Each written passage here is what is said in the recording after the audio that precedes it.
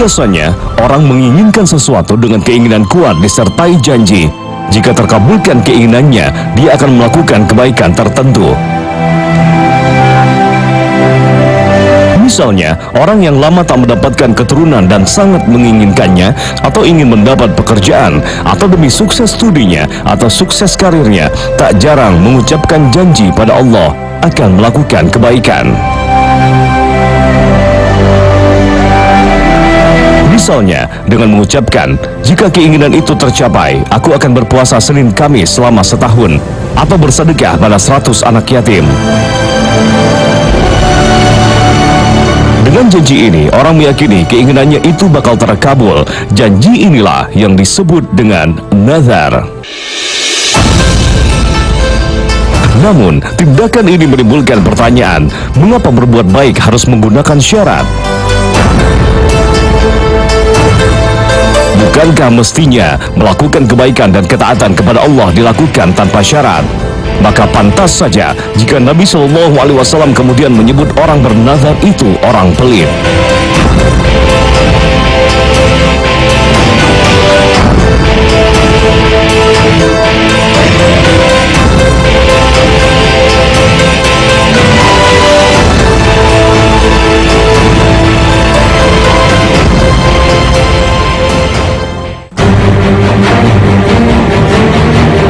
Pemirsa Khasanah, Rasulullah SAW melarang umatnya melakukan nazar. Walaupun kemudian larangan di sini dimaknai berbeda-beda oleh para ulama, namun asal dari nazar itu sendiri mencakup makna larangan.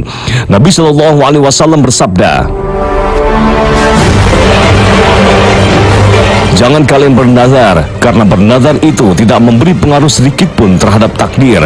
Akan tetapi, nazar itu hanya keluar dari orang yang pelit." Hadis riwayat Muslim. Makna larangan bernazar dalam hadis ini menurut Imam Ibnu Katsir sebagai bentuk penegasan atas keberadaan nazar itu sendiri dan sebagai peringatan agar tidak mengentengkan dan meremehkan nazar setelah diucapkan.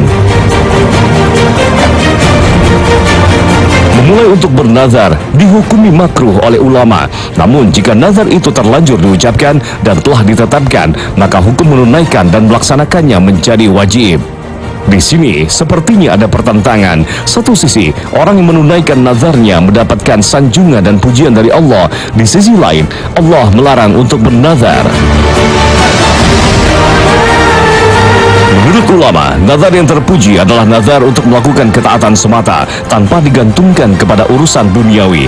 Misalnya, seseorang bernazar karena ia ingin menghilangkan sifat malasnya dalam beribadah dan ketaatan, atau karena semata ia bersyukur kepada Allah atas nikmat yang Allah berikan untuknya. Ucapan nazar seperti inilah bentuk nazar yang terpuji.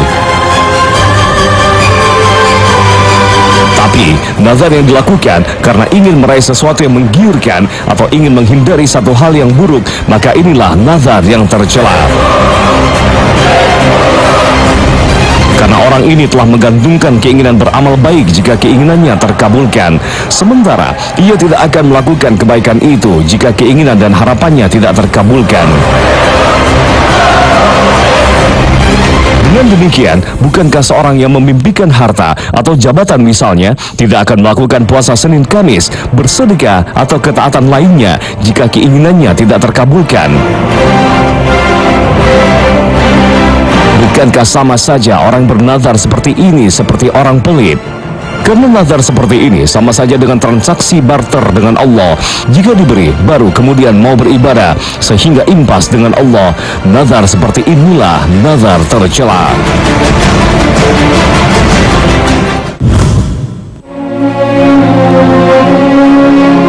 Pemirsa Khasanah, meskipun bernazar asal hukumnya makruh, tapi jika telah diucapkan maka melaksanakannya menjadi wajib, tidak boleh ditinggalkan.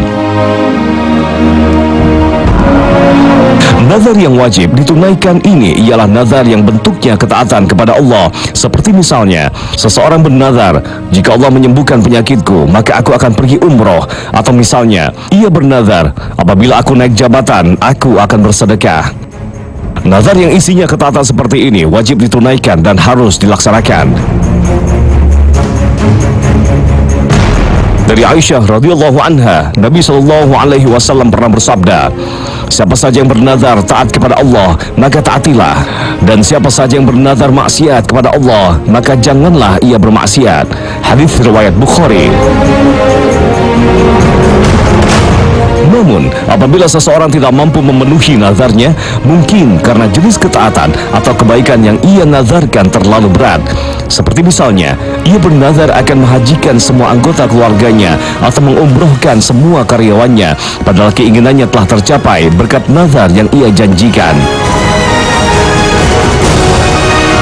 Tapi secara finansial, ia tidak mampu untuk menunaikan nazar itu karena terlalu berat.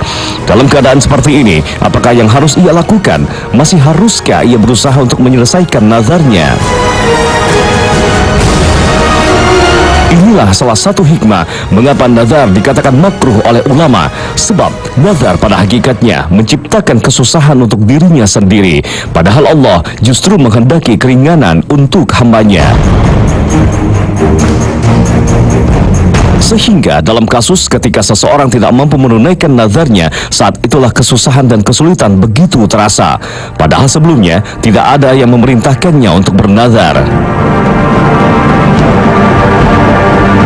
Walaupun seorang mampu untuk melaksanakan nazarnya, namun bisa jadi ia akan merasa berat untuk melakukannya, sebab ucapan atau janji seseorang yang dalam keadaan lapang berbeda dengan keadaan seorang yang tengah kesusahan. Namun, syariat Islam tidaklah memberatkan. Ketika seseorang tidak mampu melaksanakan nazarnya, maka telah ada jalan lain sebagai penggugur nazarnya. Inilah yang disampaikan Nabi SAW dalam sabdanya, siapa saja yang bernazar satu nazar tertentu yang ia tidak mampu melakukannya, maka sebagai penghapusnya adalah kafarah sumpah. Hadis riwayat Abu Daud. Kafarah sumpah maksudnya hukum tebusan bagi orang yang bersumpah yang sumpahnya tidak dilaksanakan. Artinya, orang yang tidak mampu menunaikan nazarnya dalam hukum Islam diberlakukan tebusan seperti orang yang tidak mampu melaksanakan sumpah. Allah Subhanahu wa taala berfirman, Allah tidak menghukum kamu disebabkan sumpah-sumpahmu yang tidak dimaksud untuk bersumpah, tetapi Dia menghukum kamu disebabkan sumpah-sumpah yang kamu sengaja.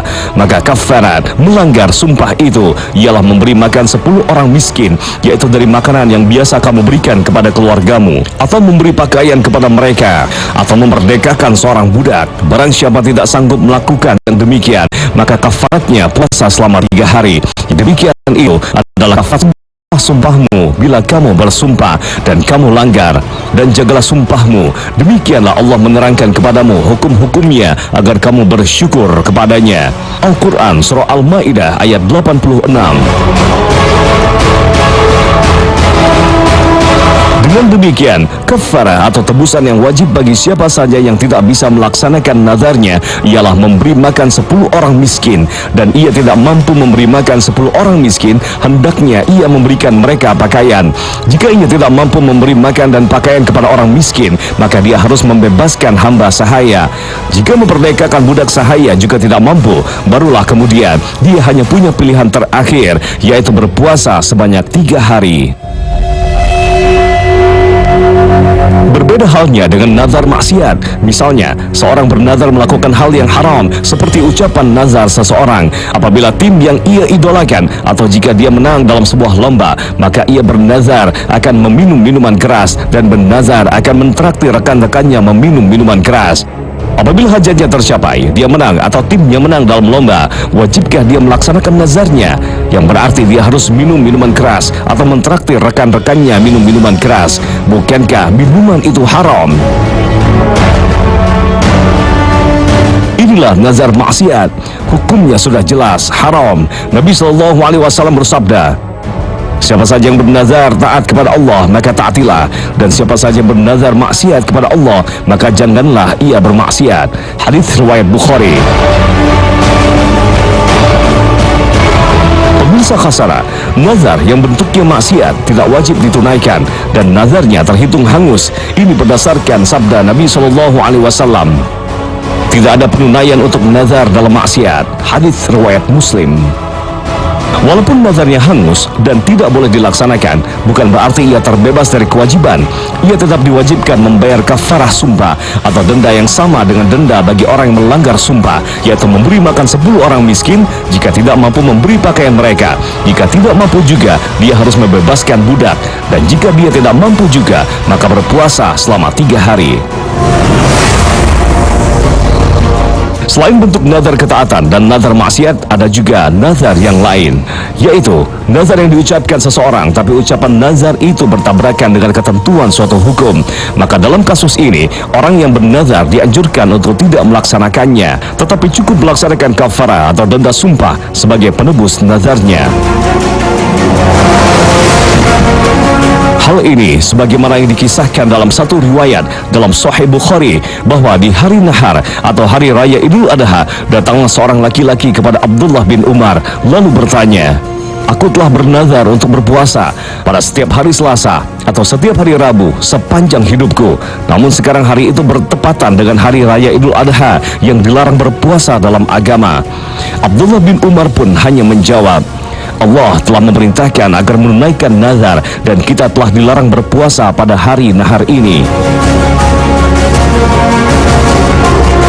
Walaupun lelaki itu kembali mengulang pertanyaan yang sama, namun Abdullah bin Umar tetap menjawab seperti itu. Itu menunjukkan bahwa nazar apapun apabila bertentangan dengan sunnah Nabi atau ijma' ulama, maka nazar tersebut dianggap gugur dan tidak wajib ditunaikan. Oleh karena itulah kemudian Al-Hafidz Ibnu Hajar berkata, para ulama menyepakati bahwa tidak boleh berpuasa pada hari raya Idul Fitri maupun Idul Adha, baik puasa sunnah ataupun puasa nazar.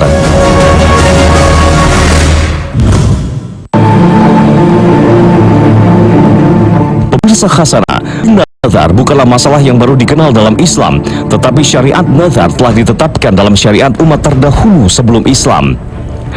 Misalnya dalam kisah ibunya Maryam alaihissalam, yaitu istri Imran, beliau tidak bisa punya anak, maka dia bernazar apabila kelak Allah memberikannya seorang anak, maka anak itu akan ia persembahkan agar mengabdi di Masjidil Aqsa. Ingatlah ketika istri Imran berkata, "Ya Tuhanku, sesungguhnya aku menazarkan kepada engkau anak yang dalam kandunganku menjadi hamba yang soleh dan berkhidmat di Baitul Maqdis. Karena itu terimalah nazar itu daripadaku. Sesungguhnya engkaulah yang maha mendengar lagi maha mengetahui." Al-Quran Surah Al-Imran ayat 35. Dalam ayat lainnya, Allah menceritakan kepada kita bahwa Maryam, ibu dari Nabi Isa alaihissalam, juga pernah bernazar untuk berpuasa, seperti dikisahkan dalam Al-Quran. "Maka makan, minum, dan bersenang hatilah kamu. Jika kamu melihat seorang manusia, maka katakanlah, sesungguhnya aku telah bernazar berpuasa untuk Tuhan yang maha pemurah, maka aku tidak akan berbicara dengan seorang manusia pun pada hari ini." Al-Quran Surah Maryam ayat 26. Praktik nazar juga dikenal dan dilakukan oleh masyarakat jahiliyah sebelum Nabi SAW. Dalam Sahih Bukhari disebutkan, Umar bin Al-Khattab pernah bernazar di masa jahiliyah untuk melakukan i'tikaf di Masjidil Haram, dan Rasulullah pun memerintahkan beliau agar menunaikan nazarnya. Menunaikan nazar adalah bentuk perbuatan terpuji dalam Islam, terlebih jika nazar itu adalah nazar ketaatan kepada Allah. Allah menyebutkan di antara sifat orang yang baik ialah menunaikan nazar. Allah berfirman, mereka menunaikan nazar dan takut akan suatu hari yang azabnya merata di mana-mana. Al-Quran Surah Al-Insan ayat 7.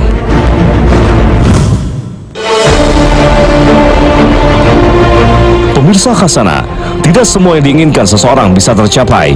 Ini menunjukkan keterbatasan manusia di dunia ini. Namun ketika seseorang sangat menginginkan sesuatu, bisa saja semua jalan akan ditempuh dalam memperhatikan halal ataupun haram. Orang-orang yang beriman dapat menahan hawa nafsunya, menahan setiap keinginannya sebelum ia bergerak meraihnya. Itu karena mereka memperhatikan batasan-batasan syariat Allah. Mereka takut melakukan maksiat, karena maksiat mengorbankan kepentingan akhirat demi meraih keinginan yang sifatnya selalu berubah-ubah dan tak pernah puas. Orang beriman seharusnya selalu menyesuaikan keinginannya dengan aturan Allah. Inilah yang dianjurkan Nabi Shallallahu Alaihi Wasallam dalam sabdanya. Tidak beriman seorang di antara kalian sampai hawa nafsunya mengikuti agama yang aku bawa. Hadits riwayat Tabrani. Bahkan dalam kesempatan lain, Nabi Shallallahu Alaihi Wasallam juga bersabda, sesungguhnya Allah telah mewajibkan perkara-perkara yang fardu, maka janganlah kalian menyia-nyiakannya, dan telah membatasi batasan-batasan agama, maka janganlah kalian melampauinya. Hadits riwayat Tabrani. Pada dasarnya, bernazar agar keinginan dikabulkan dan diluluskan Allah bukanlah perintah agama, tidak ada anjuran atau bahkan kewajiban.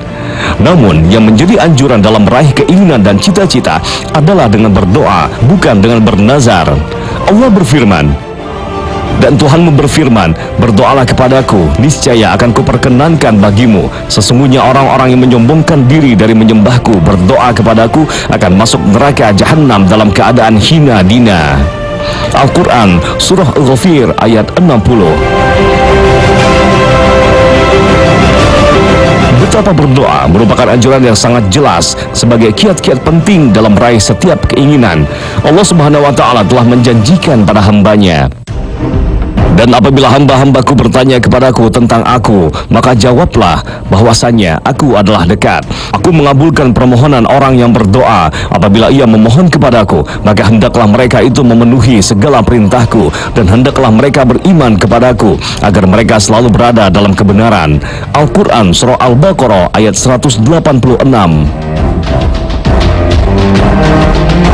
Selain dengan berdoa, kiat sukses tanpa bernazar lainnya adalah dengan mendirikan salat. Rasulullah Shallallahu Alaihi Wasallam adalah teladan kita. Setiap kali beliau berhadapan dengan urusan dan masalah yang penting, beliau mendirikan salat. Sebagaimana diceritakan oleh seorang sahabat Nabi, Hudzaifah radhiyallahu anhu. Nabi Shallallahu Alaihi Wasallam selalu mendirikan salat apabila turun kepadanya urusan-urusan penting. Hadits riwayat Abu Dawud. Salat merupakan jalan keluar atau kiat untuk memudahkan segala urusan. Ini pula yang diajarkan Allah kepada umat manusia. Jadikanlah sabar dan salat sebagai penolongmu, dan sesungguhnya yang demikian itu sungguh berat, kecuali bagi orang-orang yang khusyuk. Al-Quran, Surah Al-Baqarah, ayat 45. Berdoa, bersabar, dan mendirikan salat inilah jalan keluar jika seseorang menginginkan meraih sesuatu yang diinginkan, bukan dengan cara bernazar. Wallahu a'lam.